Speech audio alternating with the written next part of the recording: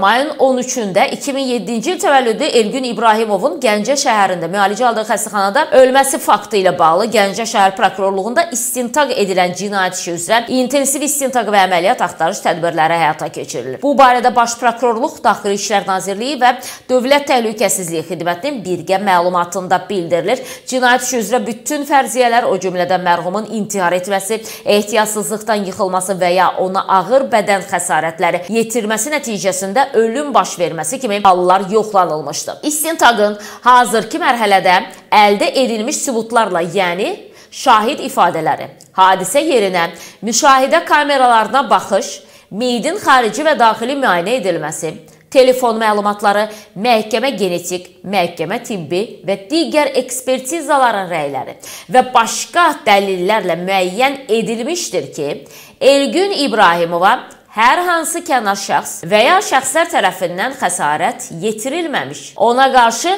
heç bir zoraki hərəkətlərə yol verilməmiş. O, hündürlükdən yıxılma nəticəsində aldığı çoxsaylı xəsarətlərdən ölmüşdür. Həmçinin müəyyən edilmişdi ki, Elgün İbrahimov may ayının 12-sində saat 16 radələrində hazırlıq kursundan çıxdıqdan sonra mobil telefonunu sataraq ayrı-ayrı şəxslərə olan pul borcunu qaytarıbmış. Bundan sonra Elgün İbrahimov Gəncə şəhərində yerləşən Naxış çay evində tanışları ilə görüşüb birlikdə spirtli içki qəbul edib.